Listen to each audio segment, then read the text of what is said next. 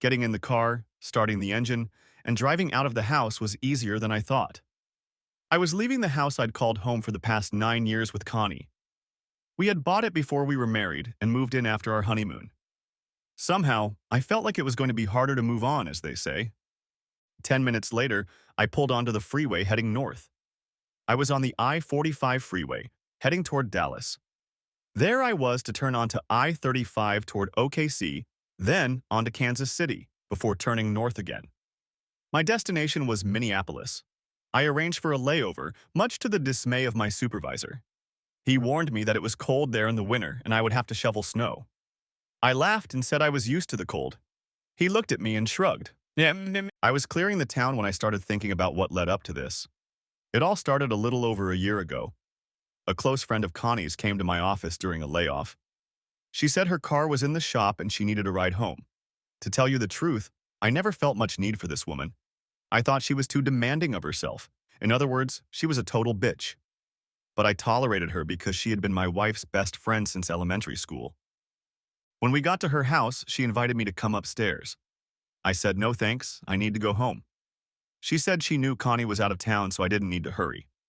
She offered to cook a meal. I realized something was wrong here because she hates to cook. Soon she showed me more than she needed. I told her it was time for her to go out. She pouted and said I didn't know what I was missing. I just stared at her. Then she asked, "Who would know?" I replied, "I would know." At that, she gave up and smiled.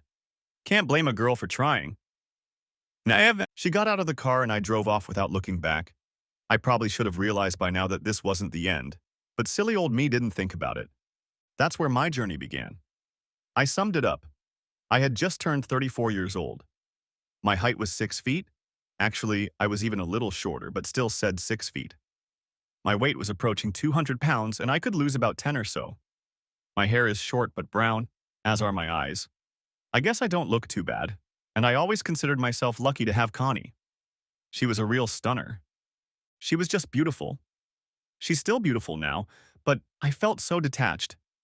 She was more like a stranger or a television character that I had come to know so well over the years. So I left her behind. Only physically, because I wasn't done mourning my lost love. I always thought we would grow old together and die in each other's arms. But that wasn't meant to happen. But since a big part of me had died, it didn't seem as big a loss as it could have been. There was nothing left for me to do but drive, and I let my mind reconstruct the events, thinking that maybe I could have done things differently. It had been 6 months since that April day when I had given Anne a ride home. Connie came home as angry as I'd ever seen her. I asked her what the problem was, but she only threw me a glance.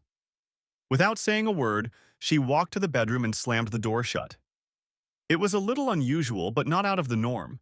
Connie had a temper, but on all other occasions she took her anger out on me without hesitation. She didn't leave the bedroom for over an hour. When I went to check on her, she was sitting at the dressing table in her nightgown, brushing her hair. When she saw me in her reflection, she demanded that I leave.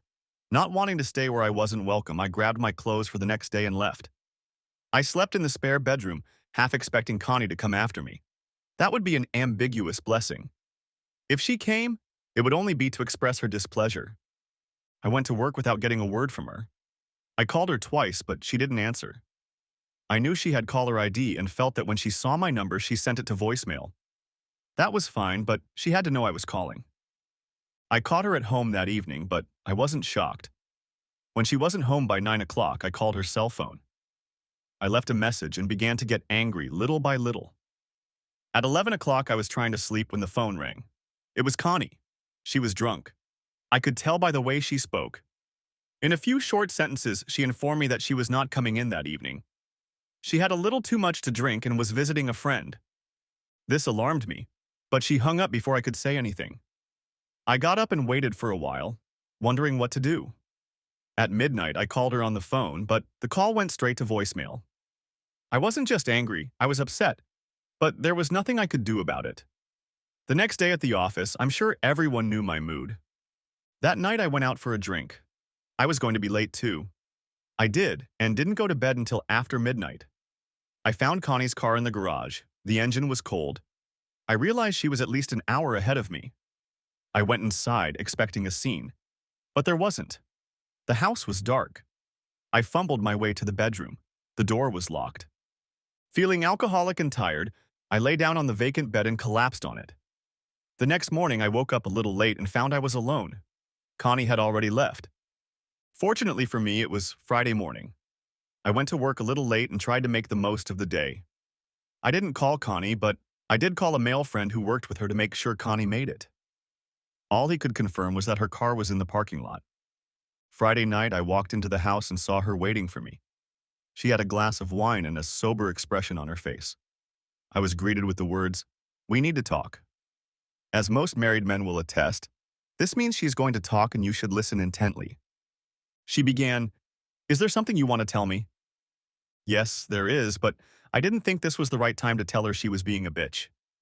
I also remembered the old saying, "I'll wait for her to tell me what I did wrong. I'm not going to admit to something she doesn't know about yet." When I stopped talking, she opened up. "I didn't think you'd confess on your own, but I know everything. You can't hide it anymore. I never thought you would betray me like this." Now I was at a loss. What the hell had I done? I was desperately trying to figure out what was wrong. I hadn't bought anything expensive. I hadn't planned a fishing trip in the bay. I remembered the date. It wasn't her birthday or our anniversary. And what did she mean by betray her? Thinking of a way out? I looked at my wife of 8 years and shrugged. I'd figure it out if I knew what I needed it for. "Come on, Martin, remember. You thought you could get away with it, didn't you?" "Get away with what?" "Cut the bull. You know what I'm talking about." "I have no idea. And if you want to keep talking in circles, I think I'll go get drunk." "Hell no. You're staying here until you come clean and tell me why." "Why? Why did you do it, asshole? What do you say?" Asshole let me know she was dead serious. But what was I supposed to confess? What did I do? I know I can be an insensitive asshole, but all men can be like that. What was I missing? I tried to remain calm. "What did you do?" "I can't apologize until I know what I did." "Oh, mister, an apology won't fix the matter." Damn, that's going to cost me, I thought. "What will it take then?" I asked. "I don't know yet, but it will cost you a lot, maybe even our marriage." That got my attention. This was serious. I started thinking. What the hell had I done? Whatever it was, I definitely wanted it to happen this way. She saw my indecision and furrowed her eyebrows. Her anger flared up with renewed vigor. Before I could speak, she laid it all out for me. "You thought you could entertain my best friend and get away with it. Anne is too close a friend to allow yourself to do that. She told me everything. I know what you've been up to, and I wonder how many others there are out there that I don't know about." I just stared at her across the table like she was crazy. That only made her even more pissed off. "You're an asshole. You gave Anne a ride home and wanted to, as you put it, pay. You followed her to the door and jumped out after her? She didn't really want it, but decided it was better than ruining my life." I was at a loss. I remembered that I had given Anne a ride home, but even after her offer, I had let it slip. Heck, I had completely forgotten about the tramp. As you can guess, the rest of the weekend went downhill from there. There was yelling, threats, tears, and name-calling. I was only guilty of a few of them, but still continued my part of the battle. For 3 months, we slept in separate beds. I was at my breaking point and sought out a divorce attorney. A buddy had used his services in his divorce. The lawyer's name was Jerry Lewis, but believe me, he wasn't a comedian. His wife ripped him off in the divorce, and he took every opportunity to get back at the female gender. I was about to suggest it to him when Connie came to me one night and told me it was time to make things right. Our marriage was too important to the two of us to continue living the way we were living. She called a truce and suggested we split the master again. I felt a little better, but the damage had already been done. After that, nothing was ever the same again. It wasn't peace, but rather a truce. We both felt it. And then one night it happened. It was Friday night and Connie hadn't come home.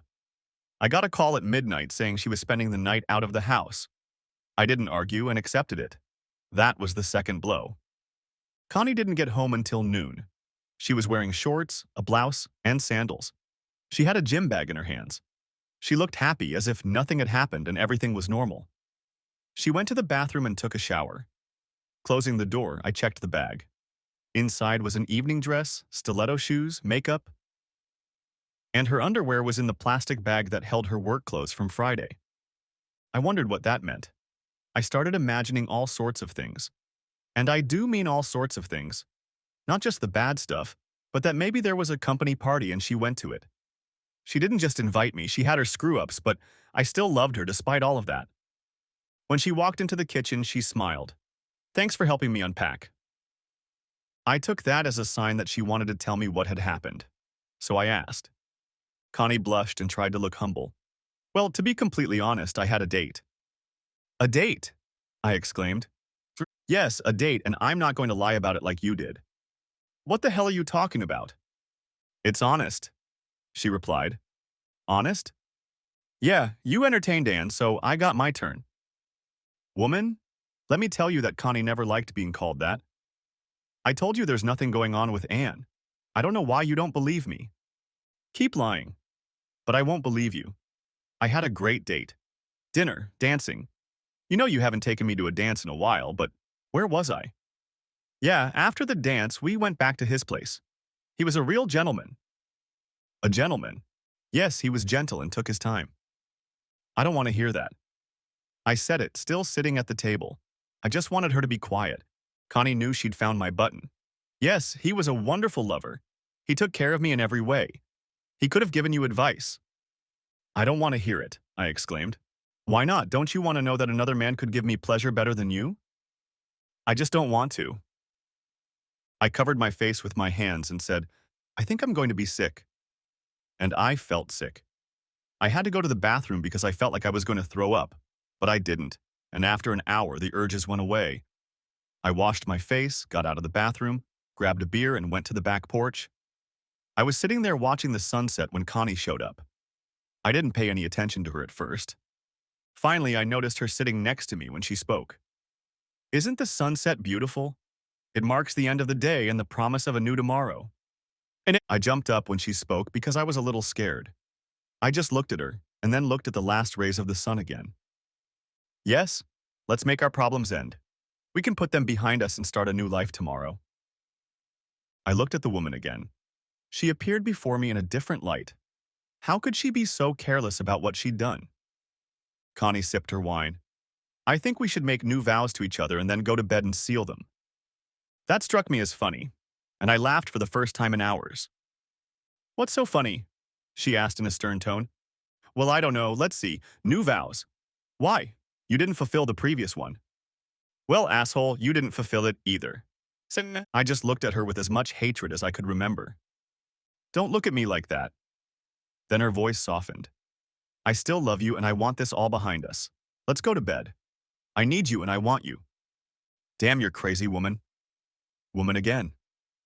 What does that mean, Martin Raymond Jameson? Connie went into mother mode, using all three of my names. She knew it pissed me off. I mean, I'm not going to go to bed with you. Go back to your buddy. I think the word is slut. With those words, I stood up and headed for my master. She followed me. I guess she thought we were going to bed, but that didn't happen. I gathered up almost all my clothes and carried them to the spare room. She followed me with shouts or explanations, which I ignored. The next thing was to get my stuff from the bathroom. Needless to say, Saturday night in Houston was cold and Sunday was even colder. I accepted the facts and headed to work. It was time to get something done. I worked on the translation and gave Jerry Lewis everything I had. I think he was absolutely thrilled with the case. That was a little over 2 weeks ago, and now I'm alone on the road to Minneapolis. The trip was very lonely, and I felt the loss more than I could have imagined. I had intended to stop in Kansas, but instead drove straight through. It wasn't that I wanted to. I was just afraid that if I stopped, I would sleep through my decision and turn back in the morning. Sleepless nights can be such an ordeal for a person. Arriving in town about 20 hours later, I was ready for bed. I found a hotel and checked in. It was Saturday, so I paid for 2 days. I didn't have to come to the office during the week, but sitting in the hotel was not something I wanted to do. It was a surprise to everyone in the office when they found out I was traveling alone. They wanted to have a farewell dinner for us, me and Connie, but realized when I explained. I was a little surprised that the news didn't reach Connie, but she was truly surprised when I left. I had planned to leave before she got home, but because of the last-minute sale and the fact that she arrived a little early, I had to meet her. I checked my cell phone, but knew there would be no call. I bought a cheap cell phone and transferred my number to it. I then had a new iPhone number that I carried with me. I hid the old phone in a den under the couch. If Connie tried to call, she would find it. I smiled, but it was a sad smile as I wondered if she had tried to call. Maybe she was in her buddy's bed and I was sitting in a hotel room on the edge of the country. I had to put the thought out of my mind. There was nothing left to do but go in search of my new office. Finding it was much easier than I thought it would be. I thought all cities were like Houston, but it turned out that wasn't the case. Over dinner, sitting alone, I realized that I needed a place to stay. An apartment would do just fine, hopefully at least partially furnished. Monday came, and I turned pale. I thought that being away from Connie would make me feel better, but it didn't. It's hard to explain, but although I was angry with her, I was somewhat relieved that she was in the house. I had to come to terms with that, so I did the best I could and went to the report. I was expected, but not that morning. I met my boss Bill and his secretary Jackie. Jackie was an attractive woman in her early 50s. She dressed well and was very professional. What caught my attention was not only her smile, but also the stone on her wedding finger. I paid attention to it not because I liked her, but rather because of its size. If it was real, a man who could afford it wouldn't need her paycheck. As it turned out, she was married to a very wealthy man, which allowed her to keep her job. She had been with the company for over 15 years. She took the position when her children were in middle school. Bill asked if I still had an opening. I replied that I didn't. He asked if I would like Jackie to pick up a few positions for me. I was surprised at what she had in store for me by 1 p.m. While I was picking up the brochures, she mentioned that she had a daughter about my age who would like to show me around. I thanked her but told her I was married. Jackie threw me a strange look and then smiled. I thought she was offended, but it turned out she knew about my impending divorce and realized it was a topic I didn't want to discuss. If anyone needs to confirm your occupancy, here's my direct line card. Most of the complexes are new and need tenants, but they may still need confirmation. At my second stop, I rented a one-bedroom apartment on the 4th floor. It was unfurnished, but they had a company that furnished it and rented it out or sold whatever they delivered. I had money for per diem, so I paid for the apartment. By Wednesday, I was settled in and ready to go. Connie didn't track me down until the following Thursday. By then, she was no longer a happy woman. She had gotten the papers about our impending divorce. I took some verbal abuse and tried not to react to it. I was at my desk in my new office and didn't want to wipe my dirty laundry in front of my new coworkers. One more thing. It took me about 40 phone calls before I found the damn phone under the couch.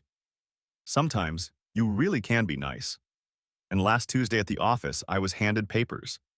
I only found you when my lawyer demanded to know your address to serve you papers. I'm suing you. You twisted asshole. That wasn't the hard part for me. What hurt me was that she broke down and cried. I knew I still loved her, but not like I used to. But it still hurt me to see her pain. Thankfully, my attorney delayed the paperwork. He required me to be represented in Texas. And since I was out of state, they had to work through him. He kept in touch, and I could hear the pleasure he took in pissing off Connie. People were different in Minnesota. Not bad, just different. In the far north, people enjoy the warm months as much as they can. The only exception was when all the pools were closed. But the rest of the time, people use the parks and fields to play ball until the wee hours of the morning, especially in the summer when the kids were out of school. I started walking to work. It was a little over a mile. The first day I regretted my decision, not even halfway there. When they found out I was walking, I expected to be scolded for not having enough money for gas, but that didn't happen. By the second week, I was already enjoying the walk. I was watching spring pass and summer go away. It was already getting chilly, and it was only the end of September. I went out for my last walk, not thrilled with the cold 20 miles per hour wind. I thought I understood why we had underground parking lots, but not to the point yet. I was walking down the hallway to my door when a woman came out of it, nearly bumping into me. All I remember is that she was wearing a small swimsuit. It barely covered her, but I didn't complain. "Oh, I'm sorry, I was going for a swim. I probably should have put my swim trunks on first." She smiled, and it lit up the hall. I didn't know what to say. I just stared at her like I'd never seen a woman before. "Will I see you there?" she asked. "I wasn't planning on it," I tried to smile. Maybe next time. Then she walked away. I must have looked like a fool. I just stood there and watched. She never put her handkerchief on, just slung it over her shoulder. When she turned the corner, I headed for my door. And then I felt stupid. I thought of her as I unlocked the door. Just as I stepped inside, the phone rang. It was ringing for me, so I grabbed the receiver. I bet it's a surprise, came Connie's voice. Yeah, I guess it is. What's up? I asked, unable to think of anything better to say. Do you really care? The question sounded without sarcasm, and it hit a nerve. Yeah, in a way. I don't have it all together. I miss you and I want you back. I just got your number. I've been looking for you for so long. I love Martin, and I'm sorry, but can't we work things out? I'll make it right, I promise. I could hear her crying softly. Let me think about it. I just don't know. A lot of water has gone under the bridge. Not as much water as our marriage. I was caught. All I could do was promise to think about it and call her back. She still had our old number and cell phone, so I knew them by heart. We talked and laughed some more. It was nice in a way, but it was also painful at the same time. It reminded me of what I had lost. I hung up, promising to call her within a week.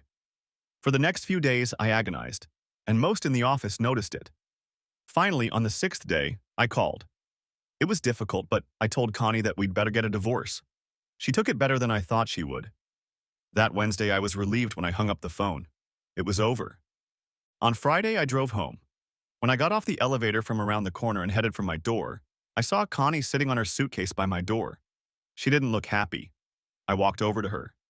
It was over 100 feet, but I wished it was a mile. When she saw me, her face lit up. What are you doing here? I asked, but not with anger. I just had to come.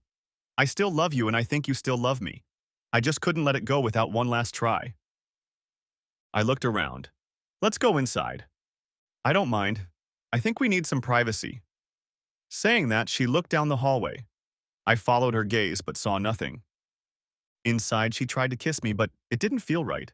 She was a little offended. What's the matter? Do I have bad breath? No, it's kind of wrong. Is it okay with that red-headed bitch? I just stared at her. I was stunned because I had no idea what she was talking about. With who? Oh, Hall's monitor. I wrinkled my face. Hall's monitor?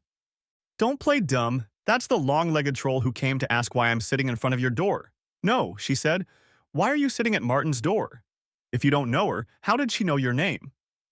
Xavier. I still didn't understand who she was talking about, but I went to the door. I opened it and called out to her. See? My name is right here on the door. Well, she knew you anyway. And when I told her I was your wife, well, you could see it in her face. You won't get that kind of thing again. No way, I said, raising my voice. If you don't know who she is, how do you know you haven't slept with her, Mr. Jameson? I didn't answer. The night didn't go well. She slept in my bed, I slept on the couch. We talked and argued and fought all the next morning. I'm sure everyone in the hall or apartment to my left knew about the fight, but probably not all the words. Finally, on Saturday afternoon, I sat Connie down at the table. We both calmed down a bit. She apologized to me, and I had to explain.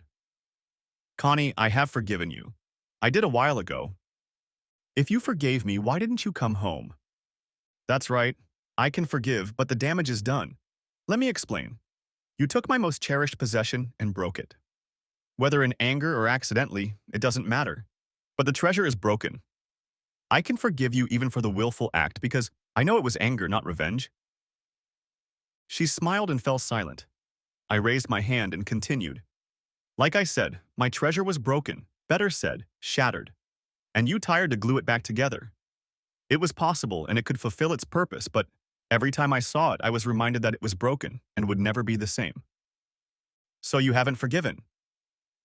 Connie began to cry. It was painful. I hugged her and told her that yes, I had forgiven, but the damage had been done and it could never be undone. What we had was special, but when this came between us, that feeling was gone. I care about you a lot, but it's better for us to part ways. I don't want to relive this grief every day. Connie fought back tears. I understand. When his touch and everything else just wasn't like you, Martin. And when I was with him, it wasn't like that. Now it wasn't what she said, it was how. I knew she had done more than just hold old Roger's hand. I felt hurt and wished I'd never heard that name. Martin, I went outside with every intention, but I couldn't. I thought of you. And it wasn't that, not that. Then you know what I mean? I asked, not wanting to pursue the subject further. Yes, but believe me, I'm telling you the truth. Nothing happened. Connie burst into tears before crying again. I hugged her with a broken heart. I felt all the pain again. In that moment, the truth didn't matter. It was over. The damage had been done. Deep down, I knew she had slept with Roger, but I wasn't angry. I was hurt. Saturday night, I took Connie to the airport and walked her through security. Then, I headed home. I felt tired, exhausted, and empty. I walked down the hallway to my door. It seemed to be the same 100 miles I had puzzled over on Friday afternoon. I was only 3 steps from the door when she came out. It startled me. I stopped in place and looked at her. It was the same woman I'd seen in the bathing suit. I looked her over from head to toe. For the first time, I noticed she had red hair. Do I really look that bad? She smiled. I'm sorry. I just got lost in my thoughts. You startled me and I had to remember where I was. You look like you need a friend. Come in and sit down for a minute. I don't think you need to be alone. I looked at her. Then, at the door. I saw her name. Katie Taylor. How many times had I walked past her door but never read it? Not even after seeing her in her swimsuit. I followed her into her apartment mostly because I didn't want Connie's ghost to haunt me. Katie's apartment was warm, not just from the temperature, but from the mood I was feeling. Within minutes, we were already sipping wine. I looked into the beautiful green eyes and asked, "Are you the hall controller?" She smiled and replied, "Guilty." The wine had an effect on me. You may not know this, but Connie called you a bitch. I don't know why I said it, but I did. My fault again, she smiled over her glass. I hope it didn't make you think worse of me. No, not at all. But I can't say the same about my soon-to-be ex-wife. It doesn't matter, she smiled again. I just looked at her smile and felt warmth throughout my body.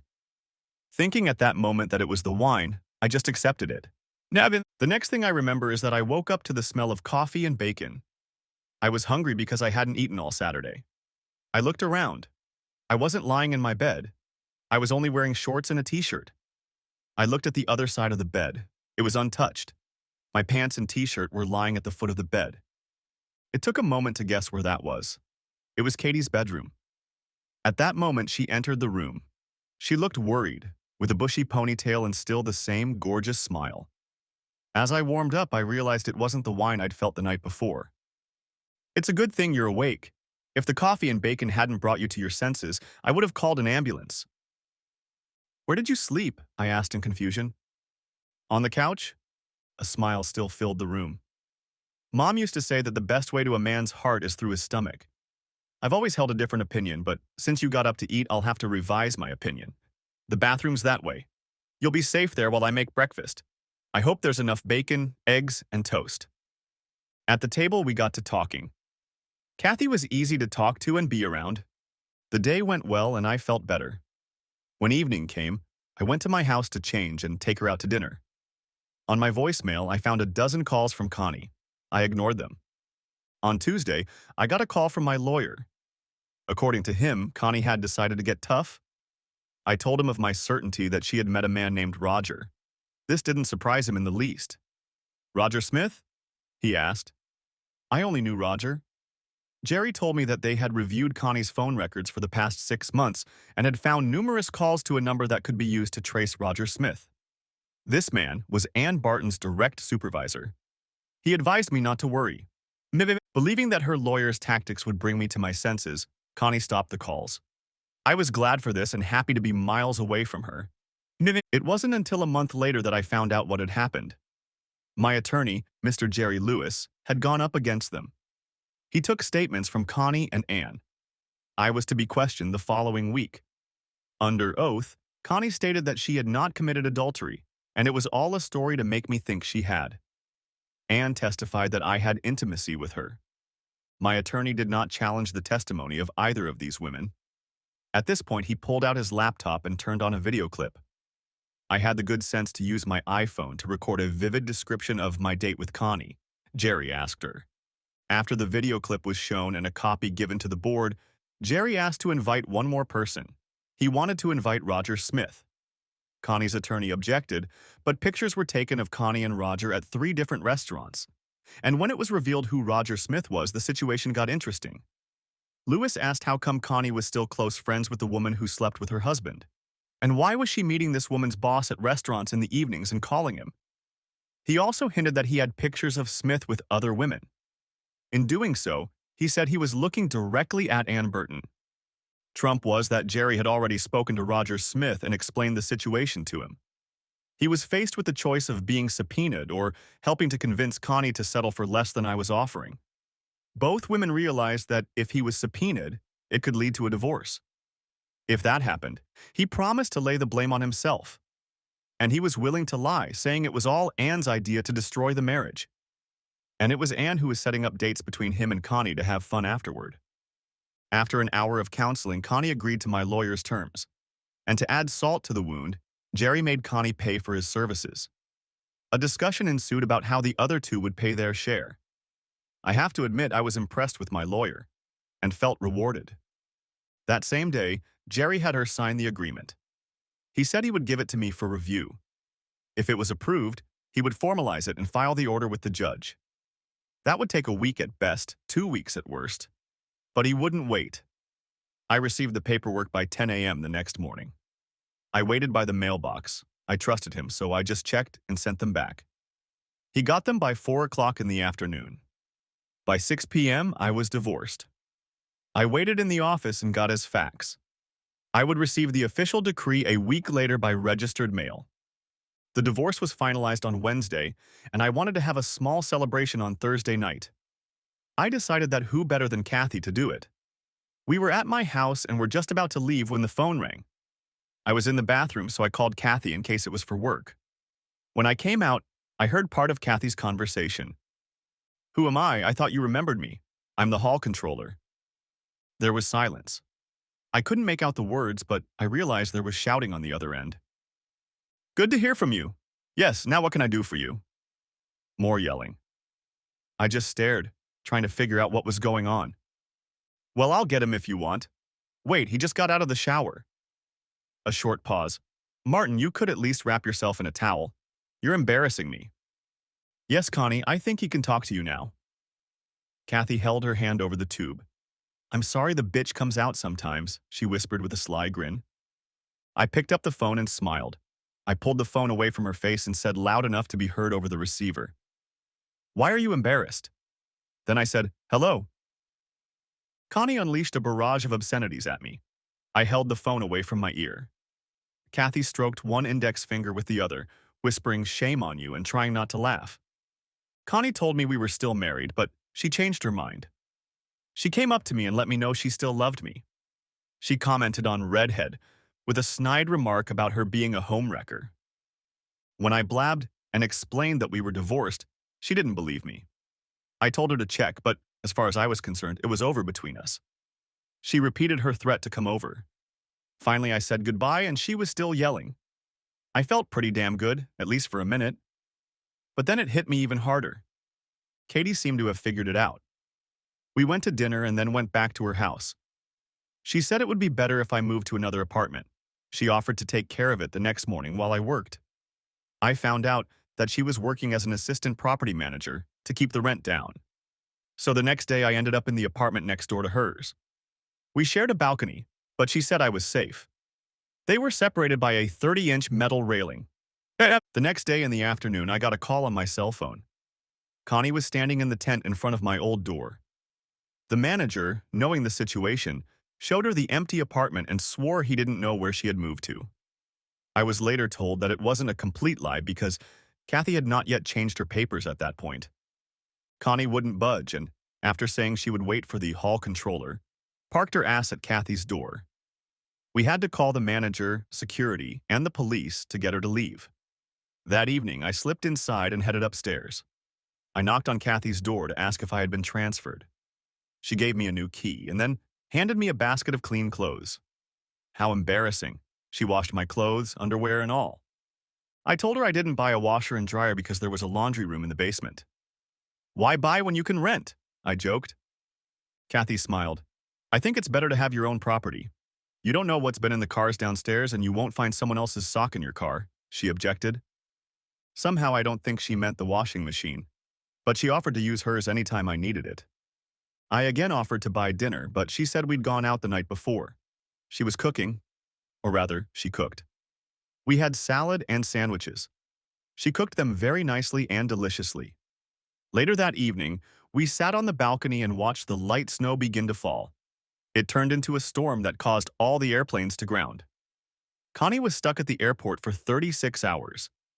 So far, Kathy and I haven't had intimacy. I had kissed her, but it was nothing more than that. I enjoyed her company and thought about her often. I was just afraid I wasn't ready for a relationship yet. 3 weeks passed, and I invited Kathy to the company Christmas party. She was absolutely stunning.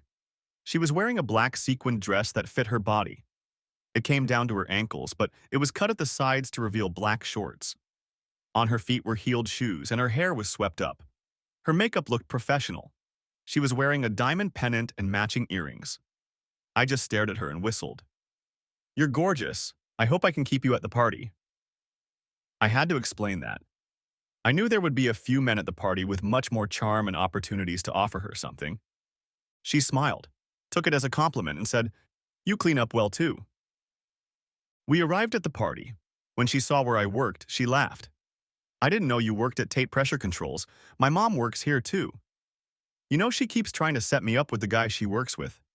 If she and I see her and she brings him over, it's going to be really awkward for me. It dawned on me that we'd never discussed places of employment. Where do you work? I work for Steelman. They're one of our suppliers. It's a small world. I work in the accounts payable department. It's not much fun there, and my cubbyhole doesn't have a window. She laughed, and that warmed me. And then I saw my boss. I directed Kathy toward him. Hi, Bill. I want to introduce you to Kathy Taylor. Kathy, this is Bill Green, my boss, and I'm sorry I wasn't introduced to your wife. Bill smiled. Kathy, what a surprise. Hi, Bill. Good to see you again. Fran, how are the kids? Kathy replied. I felt I had missed something. Then I experienced another shock. Jackie came over and gave Kathy a hug. I was introduced to Rick Taylor, Jackie's husband. They all seemed to know Kathy. After a minute, Kathy whispered something to Jackie. Jackie started laughing. This stunned Kathy and got everyone's attention. Jackie took her husband's hand, and they withdrew. A few minutes later, Bill and his wife were engaged to another couple.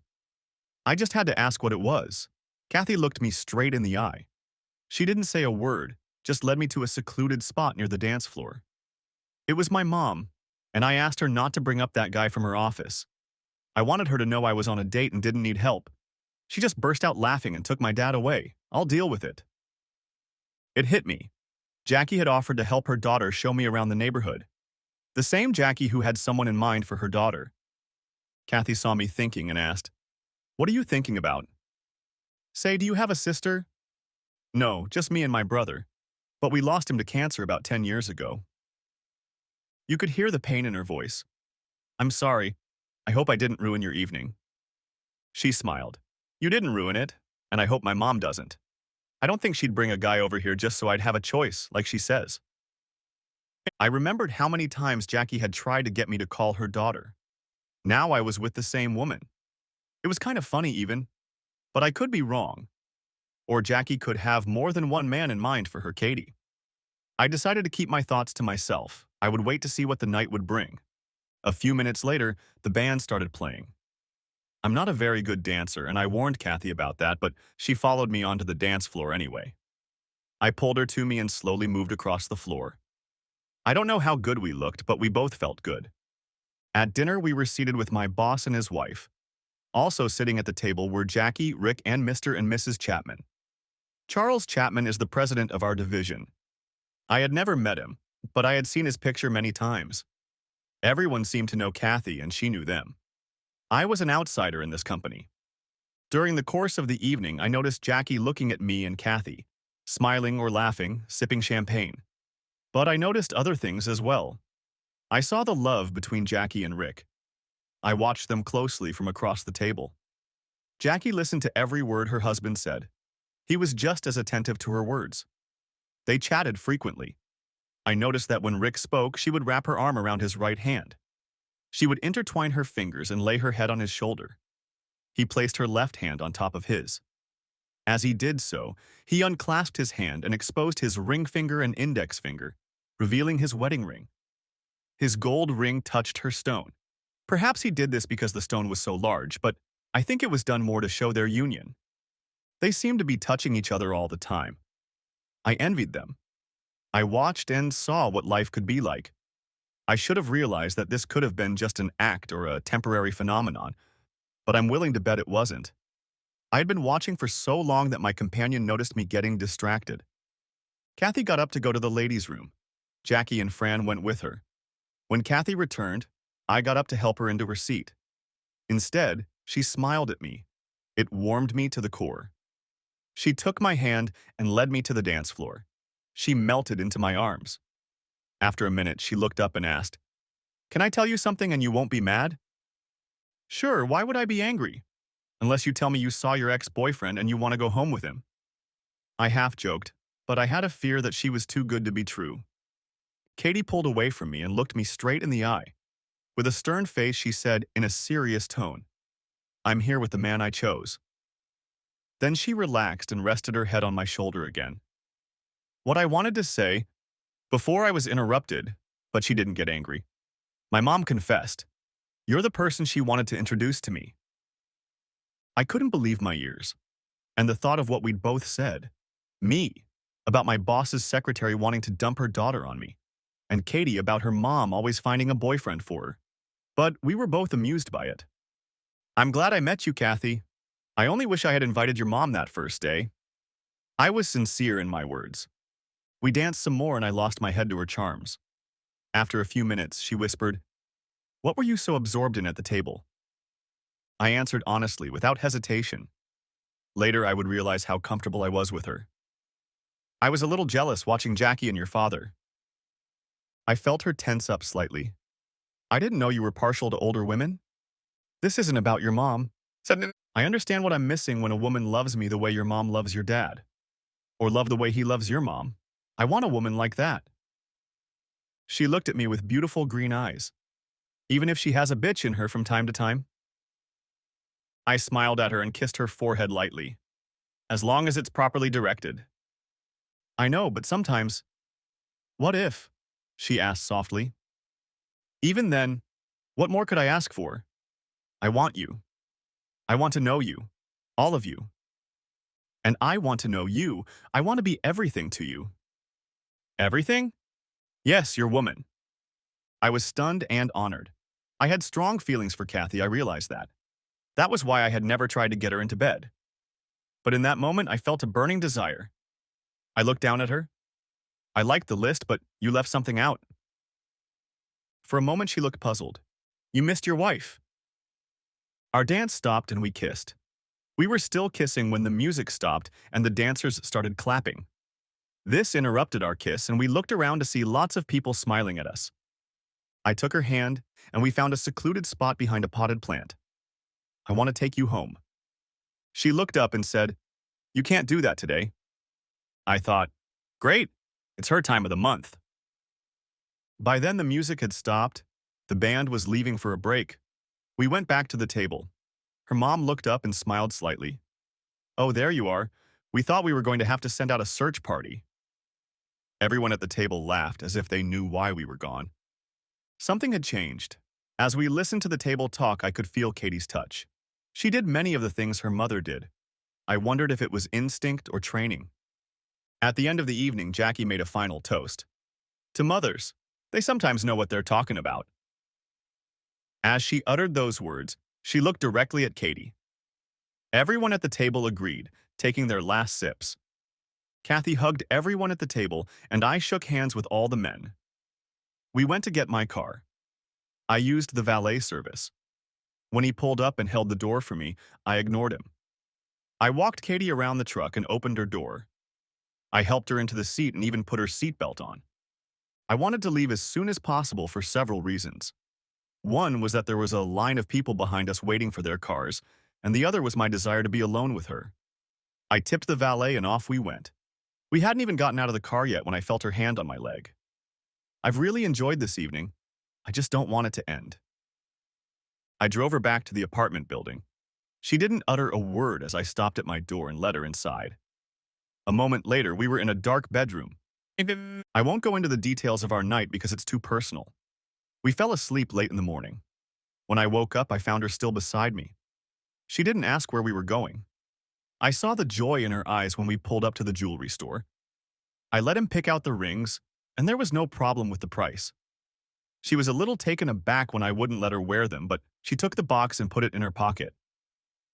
Now call your parents and ask if we can stop by their house. As we drove to her parents' house, I let her look at it. A few minutes later, we were at their door. Jackie and Rick greeted us. We were in the room when I started. Mr. and Mrs. Taylor, I come with a confession and a question. All three in the room exchanged glances. Last night, I'm afraid I took advantage of the situation. I should have refrained, but I didn't. I should have behaved properly and respectfully and taken Katie home. To her home. But I didn't. I'm afraid I dishonored her. She is very dear to me, and I would not want my actions to dishonor her or our child. That is why I have come to ask your permission to ask Katie to marry me. This stunned them all. I explained, I will only ask for her hand in marriage with your blessing. Jackie said, I think it will be Kathy's choice, but we are both grateful to you for taking care of our blessing, and now I can leave my daughter for a while. She stood up and called Katie into the other room. Within a minute, Rick was being led away. I sat in the room wondering what I was doing. The wait wasn't long. Rick came back to me. Martin, Jackie and I bless you, but we would like to ask. I expected I was about to fall over. We would ask that you leave her with us and come back tomorrow to ask her. If you do, please wear a costume. It goes without saying, there will be a celebration. With these words, I was escorted to the door. As I drove, I thought about the costume. The only thing that came to my mind was that we could attend church together. And why did we have to wait? Weren't they going to talk her out of it? We'd only be engaged. Not that we'd be married right away, but just in case, I wanted it to happen soon. The day passed slowly and heavily for me. I was afraid it was all too good to be true, and at night, I didn't sleep well. I felt lonelier than ever. Sunday came. I called. I wanted to make sure I'd be there on time. I expected to be there before 9 o'clock so I could get to the service, but it turned out I wasn't. I was invited at 1 o'clock in the afternoon. Needless to say, I was on time. Jackie met me at the door. She had a pleasant smile, almost disarming. I felt a chill, imagining the worst. I was escorted into a room where Katie and her father were waiting. When we were all seated, Jackie asked, "So why did you come to see Martin?" I looked at Kathy and realized how much I wanted her in my life. Her absence the previous night was still too vivid for me. "I've come to ask your daughter to marry me, Mrs. Taylor." Jackie smiled. "You have been blessed, just as you were yesterday. Would you like some privacy?" As if on cue, the two left us. I walked over to the couch where Kathy was sitting. Her hands were resting on her lap. Her right hand covered her left. I sat down next to her. She turned around, shifting her legs, and let her knee touch mine. I looked into those beautiful green eyes and asked, "Kathy Taylor, will you take me to be your husband?" A ring box appeared in my hand, and I opened it. There was a surprise waiting for me there. All that was left was the engagement ring. When I looked over, I saw Kathy holding her left hand with the ring in place. She kissed me and whispered, "Yes, yes, yes. And please don't be mad when you let me look at it. I just had to put it on. And I'm glad I did because I was so lonely last night. I was afraid Mom would scare you away." When she finished the sentence, there were tears in her eyes. We hugged for a few minutes before Jackie stepped over the threshold. "Can we join you?" When they returned and sat in the chairs across from us, Jackie smiled at her husband. He smiled back and held out his hand to her. With a twinkle in her eye, she started. I can see that the answer was yes, but I knew it would be. The only one who doubted it was Kathy. She thought I was too demanding. Having said that, she smiled at Rick. She wasn't the only one who thought I was too demanding sometimes, but he always let me get my way. Yes, and I want to thank you both for understanding. I will do everything in my power to make your daughter happy. I'm sure you will. I knew you were right for each other when I first saw you, Martin. I tried to bring you two together, but without success. But since you found each other on your own, it proves me right once again. Now, about the situation. Are you saying you dishonored my daughter? Jackie raised an eyebrow. Yes, dishonored, and I apologize to you and her. Mom, it's our business, Katie said, blushing. Rick only smiled and shook his head. Jackie didn't give up. Are you afraid there's cause for concern? Mom, please. Kathy, you agreed that I could speak my mind. Now, do you have cause for concern? My ears popped and my hands got clammy. What was this leading up to? Yes, ma'am. I wasn't using birth control, and I later found out that Kathy wasn't using it. You're quite right. Kathy never took the pill or anything else, and I'm proud of her for that. But you must not have used birth control like they say. Her father leaned back in his chair, rolling his eyes and shaking his head, but he still held Jackie's hand. No, ma'am, I didn't use any. You said you love my daughter and don't want her to be dishonored? Quite right, Mrs. Taylor. When I said that, Katie kissed my cheek and rested her head on my shoulder. As she did so, she extended her left arm and pointed her fingers toward the ceiling. She was looking at the ring on her finger. An expression appeared on Jackie's face.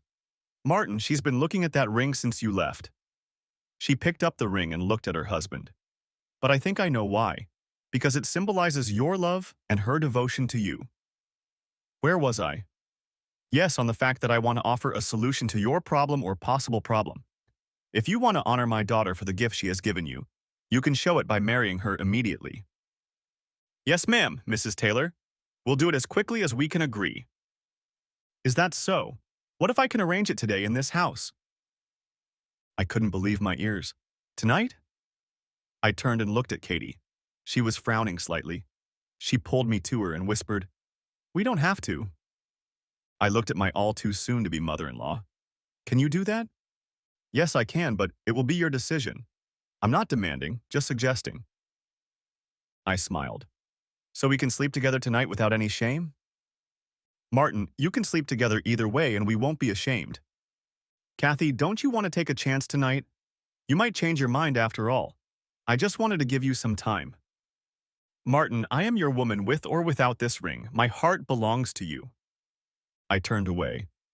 If it's not too much trouble for you, I would consider it an honor to be married this day. Jackie looked at her husband. The smile on her face said she was very pleased. She made the call and we waited.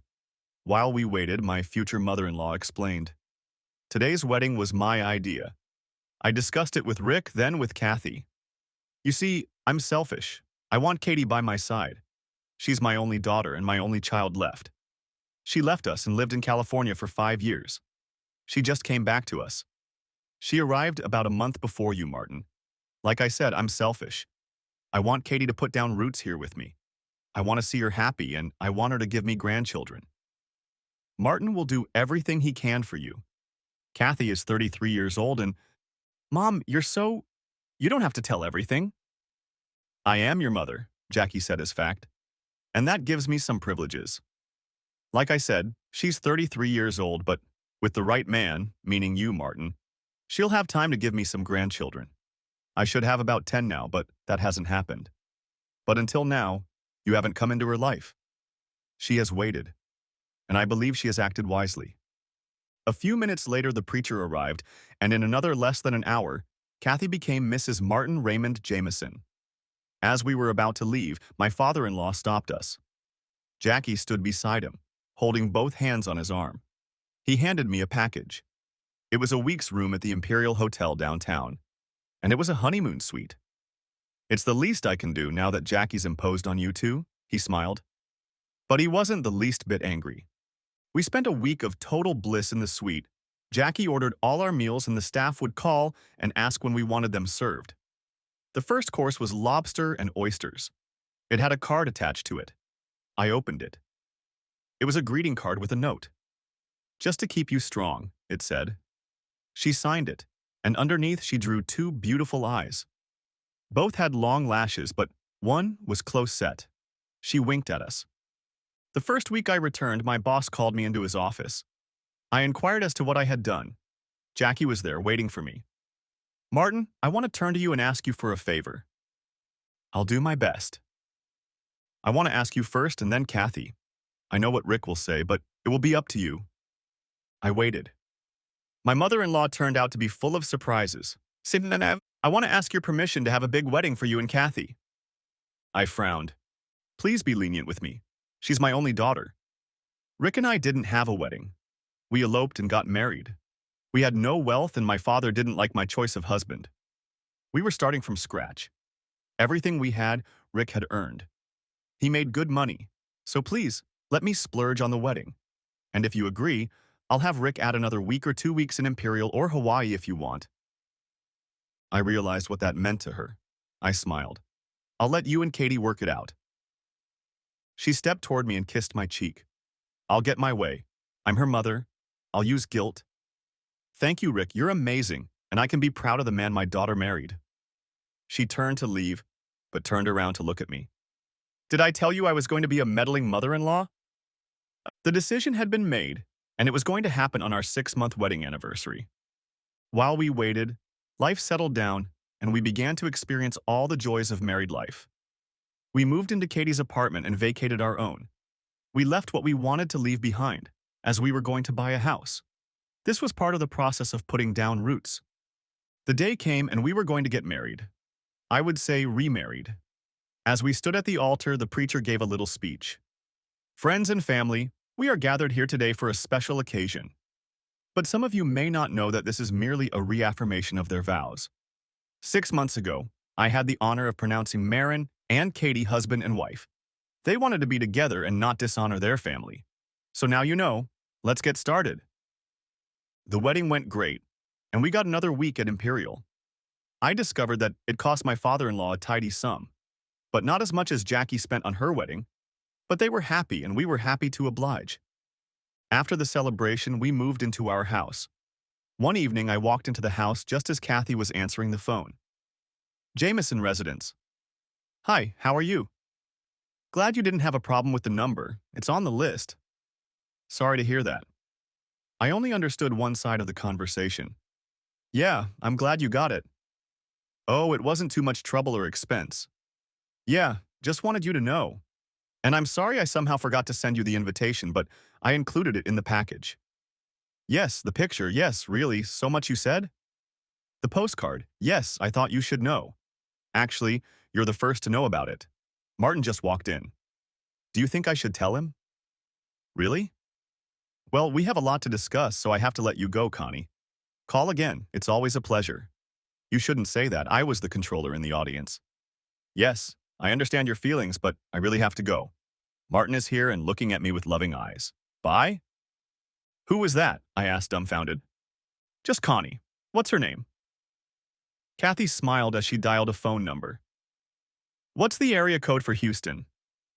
Within a minute, all calls from Houston were blocked. What was that? Kathy smiled. Just the bitch in me waking up again. Have you lost your mind? No, it seems well placed, but what was that? At that moment, the dryer buzzer sounded. I have things to do, but come on, I'll tell you. As she approached the laundry room, she picked up an envelope. It was smaller than a letter, probably some kind of greeting card. In the laundry room, she took the clothes out of the dryer and spread them out on the rack. I wanted to get her attention, so I took her in my arms and sat her on the dryer facing me. Now tell me what happened. I just felt terrible that we hadn't informed Connie about our wedding. So today, I sent her a small package via FedEx. I didn't expect her to get it today, but it doesn't matter anymore. Go on, my love. The package contained a newspaper clipping about our wedding. Well, the ceremony. Mom really caught the words, didn't she? No workaround, I teased. I sent the remaining invitation with her name on the envelope, explaining that it just got lost in the mishmash, and I sent a picture of you and me at the altar. I hope there aren't any voodoo queens left in Houston. She'll pay them to turn me into a toad. I don't believe that. I also put one napkin of each color with our names on it. And last of all, I put a card. Like I said, I was planning on her getting it tomorrow. What's the card? Katie held out the card she'd brought with her to me. I opened it. It was an announcement of an upcoming birth. I read, I'm going to be a daddy. As I read, I learned that Jackie had bought the cards the Saturday before our wedding. Sorry, I should have told you first. She just got ahead of you. I mean, she called before you got home. I didn't care. I wanted my wife. I made love to her there on the dryer. As we finished and took a breath, a thought occurred to me. You know, Connie will see the date of the ceremony and the date of arrival and think we should have gotten married. What do we care? We know different. But it won't make any difference. Besides, the truth doesn't matter to her. She's miserable. And I have to help her deal with that. I just have to rub in her face what she's lost. Later that evening, a thought occurred to me. Should I send a thank you card to Ann Baxter? The end. Thanks for watching. I hope you enjoyed it. Subscribe to my channel and watch for the next video.